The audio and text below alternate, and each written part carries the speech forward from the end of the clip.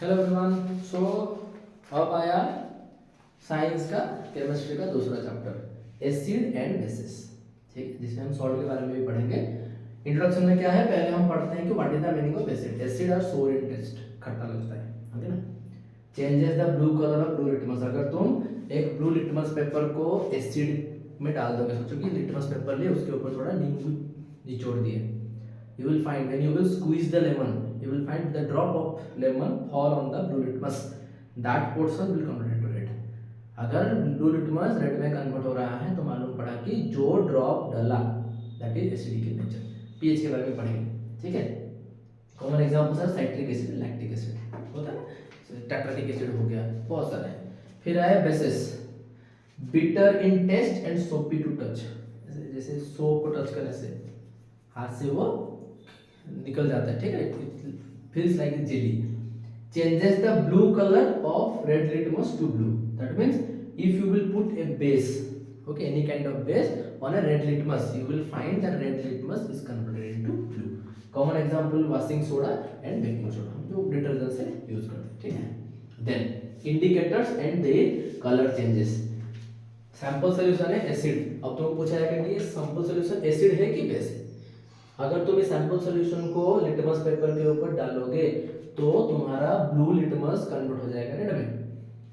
अगर तुम्हारा वो फिनोप्थलीन है तो वो कलरलेस हो जाएगा। अगर मिथाइल ऑरेंज है तो वो हो जाएगा रेड। इसी का नेचर बोल रहा हूँ। जब किसी बेस को तुम लिटमस के ऊपर यूज करोगे, red will become blue. Red litmus के ऊपर when you put any base it will become blue. अगर फिनोप्थलीन के ऊपर यूज करोगे बेस को, इट विल बिकम पिंक। मतलब अगर फिनोप्थलीन के ऊपर जब किसी सॉल्यूशन को डाले और तुम्हें पिंक कलर मिला तो you will be very sure कि ये बेस डाला मैंने। अगर मिथाइल ऑरेंज के साथ तुम उसको मिक्स किए तो लिक्विड आता है मिथाइल ऑरेंज के साथ, अगर वो बेस है तो वो येलो हो जाएगा, अगर वो एसिड तो वो रेड हो जाएगा। तो मैं ये याद रखना है, very important portion to understand. Clear? Next, olfactory indicators. Substances whose order माने स्मेल changes in acidic और basic media are called olfactory indicators, जैसे कि ऑनियन, क्लॉव और वैनिला। जब तुम किसी भी इस टाइप के चीजों को you are putting them in any acidic और basic nature of materials combine करते हो या मिला कर रखते हो, you will find there is smell changes. Clear? Okay, next, this is the logic. Look, acid reacts with metals to form salt and hydrogen gas. Acid HCl metal के साथ हुआ, जिंक के साथ मिला, तुम्हें क्या मिला, सॉल्ट ZnCl2, और तुम्हें रिलीज हुआ hydrogen. Same thing, metal with acid gives rise to salt FeSO4 and gives rise to hydrogen. Bases also react with metal to form hydrogen. अब एक बेस NaOH के साथ तुम मेटल को ऐड किया, जिंक को मिला, तुम्हें Na2ZnO2 मिला hydrogen. These equations you have to remember for your exam. Okay, so ये थोड़ा देखना पड़ेगा।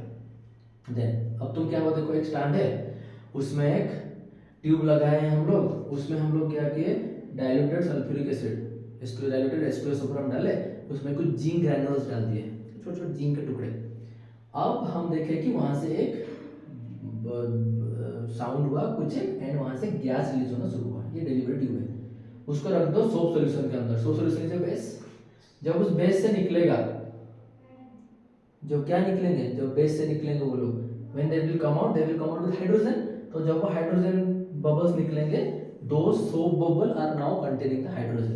तो जब तुम हाइड्रोजन के पास कैंडल को रखोगे, they will burn and will give you pop sound, तो ऐसे फटने जैसे लगेगा, ठीक है। This is hydrogen gas burns with a pop sound. Clear? Then how do metal carbonates and bicarbonate react acid. Again, metal carbonate, bicarbonate plus acid gives rise to salt, water and carbon dioxide. तुम्हें ये equation याद रखने पड़ेंगे। You have to remember these equations.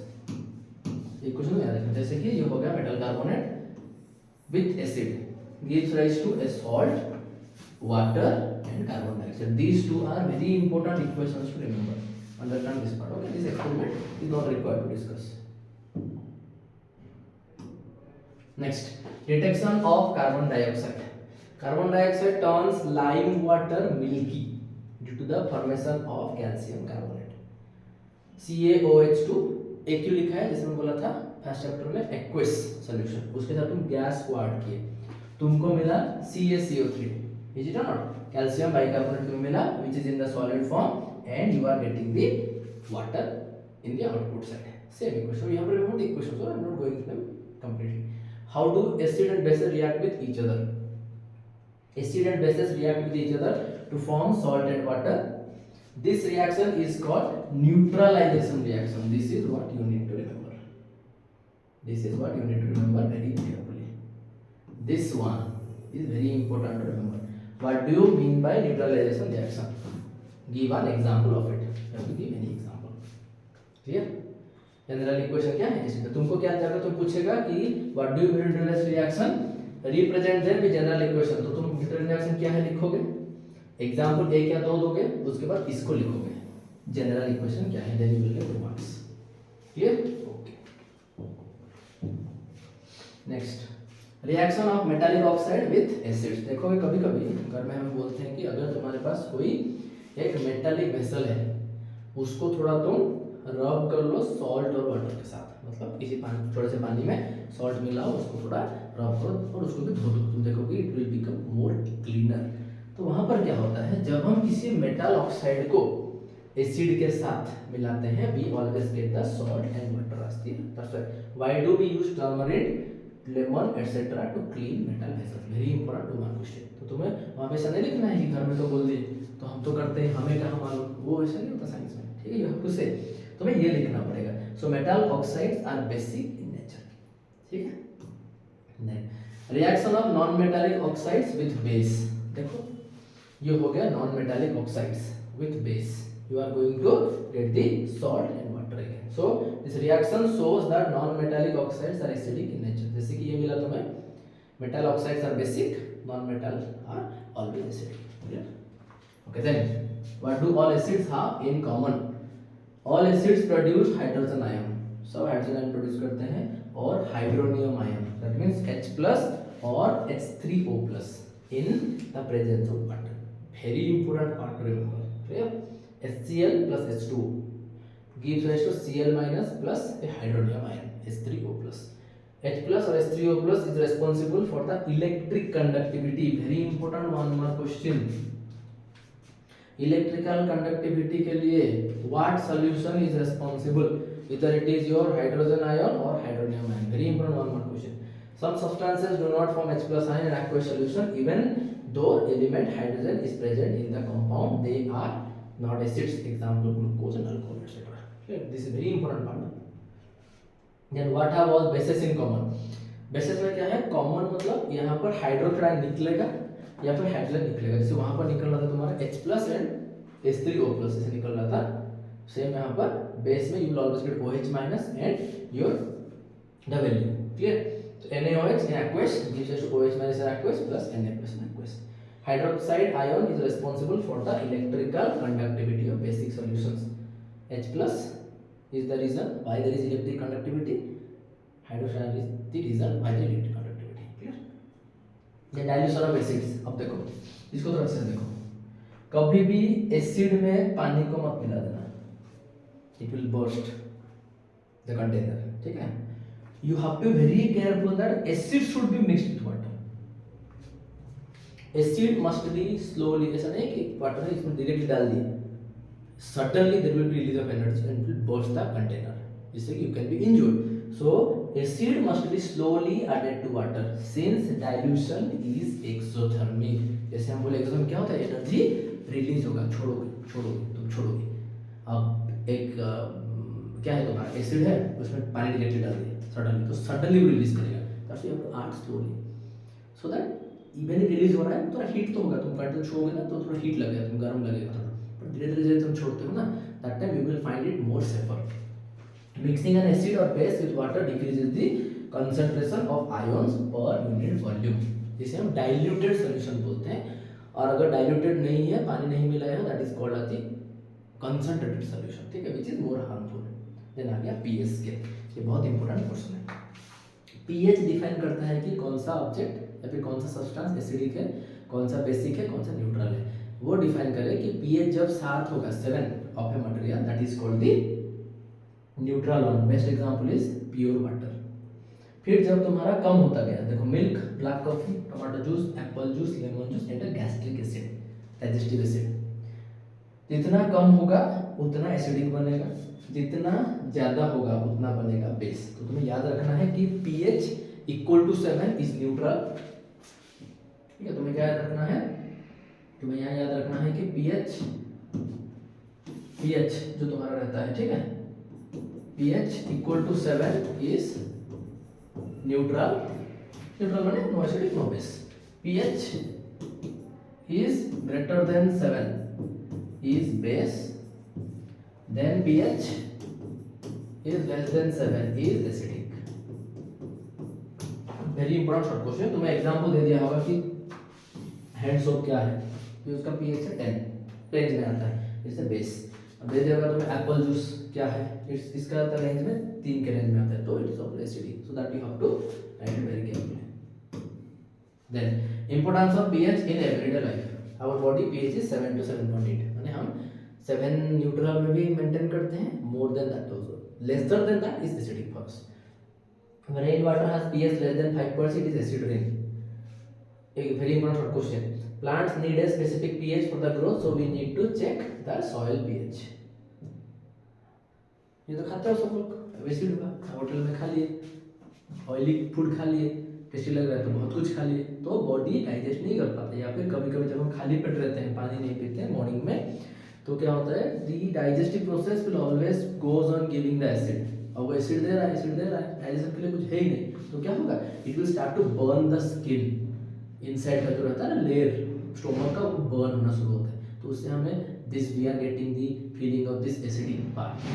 क्या खा लेते हैं, जेलुसिड खा लिए, या फिर कुछ एक तुम लोग क्या खा लिए, एंटीएसिडिक, एंटासिड जिसे हम बोलते हैं, एंटीएसिडिक खा लिए, जैसे मैग्नीशिया खा लिए। टूथपेस्ट में कुछ भी स्टिंग कर दिया, टूथपेस्ट लगा दो बोलते हैं हम, हल्दी लगा दो बोलते हैं हम, हाँ कि ना, तो those are nothing but the basis.